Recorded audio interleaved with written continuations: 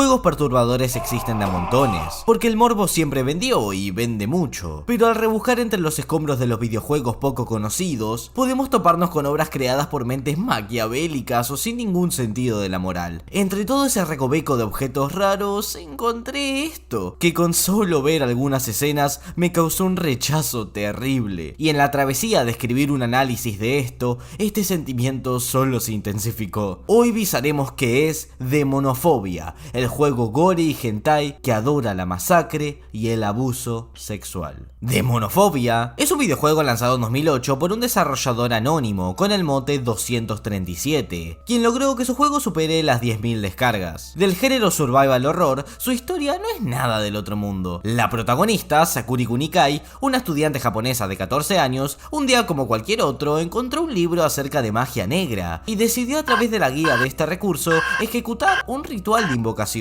Al seguir los pasos del material, el ritual funcionó, pero a raíz de este, Sakuri se vio atrapada en un infierno repleto de demonios. Con la esperanza en decadencia, se topa con un fantasma llamado Ritz, quien le expone que para salir de este terrible lugar, debe estar en el centro de todo el laberinto demoníaco. Así que el juego exhibe el recorrido de Kunikai hacia la salida. Si esto te lo cuento así, pensarías que es un juego normal, pero te estás equivocando mucho.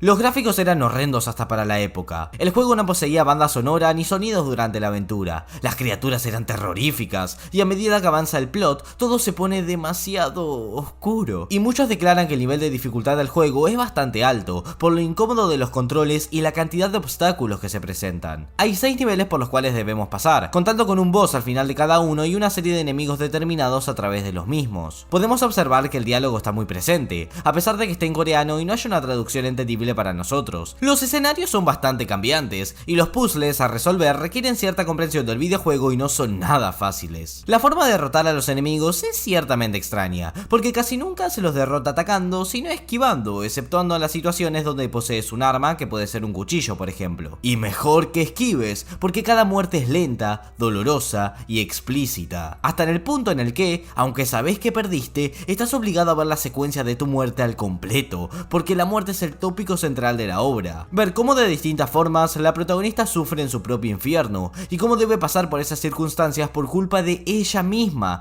y por eso debe concebir las consecuencias de sus actos, debe ser responsable. Es frustrante ver durante varios segundos la misma muerte porque está fallando, te da ganas de cerrar el juego sin ningún tipo de arrepentimiento, pero si contás con las fuerzas para avanzar, hay cosas cada vez peores. Monstruos más feos y escenas bastante repudiables, como el hecho que para matar un boss, la protagonista se tiene que tocar y dejar ser tocada. Una escena que me disgustó bastante, no por la calidad de la misma, sino por lo asqueroso y lo explícito, es una en la cual una señora se está devorando un cadáver y empieza a perseguir a la protagonista con un machete. Con cada nuevo paso, la rareza del ambiente va siendo cada vez más bizarro, y sin dejar obviamente de acotar a las referencias sexuales, hasta en el punto de dejar a la protagonista desnuda por el final de la historia sin razón alguna, lo que podría llegar a ser expuesto como pornografía infantil, porque estamos viendo una chica de 14 años desnuda. Está claro que el juego fue creado por una persona no muy estable mentalmente, y es un producto dirigido a un nicho demasiado específico. Apreciamos demonios de todos los estilos en el viaje infernal, porque el título nos expresa la intención del videojuego, que es generar fobia a los demonios. Además de contener otros dos conceptos aplicados tan extravagantes a la vez que azarosos. El eroguro, ero por erotismo y guro de grotesco. Es un movimiento artístico japonés que pretende representar tabúes de forma violenta y sangrienta, existiendo creaciones demasiado grotescas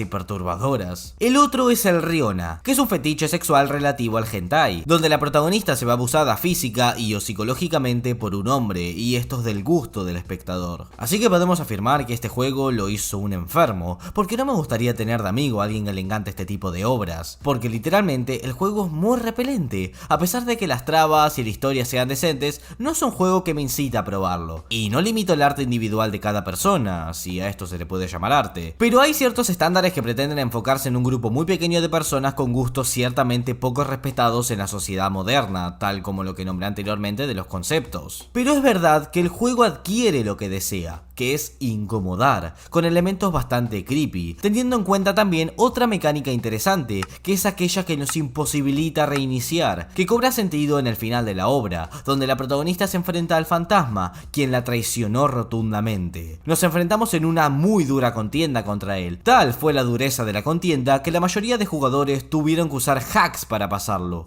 Hacks, porque el juego es demasiado complicado para que luego de un rato el demonio nos revele que es imposible escapar del infierno, dejando a Sakuri llorando y con tal nivel de miedo que no es capaz ni de mover un pelo, finalizando el juego en ese mismo instante, con un final triste y áspero. El infierno es un callejón sin salida y a veces por curiosear de más nos entrometemos en situaciones que nos cambian la vida sin posibilidad de voltear hacia atrás. La creencia religiosa propone que el purgatorio no es temporal, sino infinito, de lo contrario sería un falso purgatorio. La pena del pecado mortal es eterna, porque por él se peca contra Dios, que es infinito, y como la pena no puede ser infinita en su intensidad, puesto que la criatura no es capaz de cualidad alguna infinita, se requiere que, por lo menos, sea de duración infinita. El juego plasma de manera intermitente el sufrimiento de Sakuri en cada instante de la obra, demostrando el peso de nuestras acciones en nuestras vidas mediante un arte vulgar para el jugador promedio. Es un juego que no disfrutaría jugando, pero que vamos, hay gente que lo verá desde distintas perspectivas,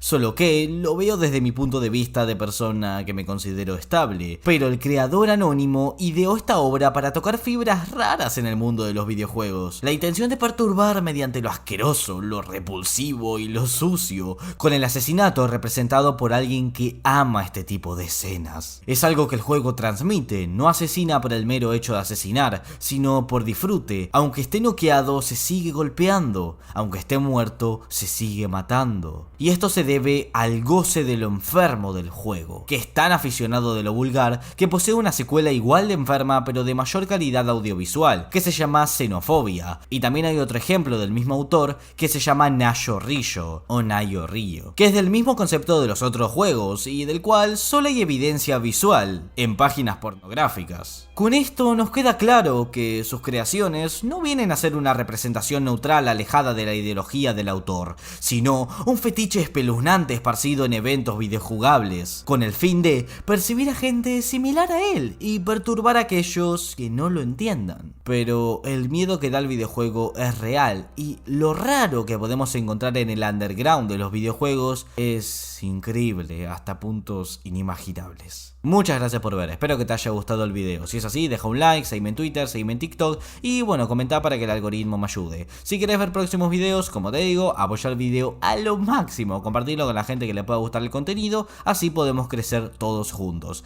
Sin nada más que decir, yo soy Grosso y... ¡chao!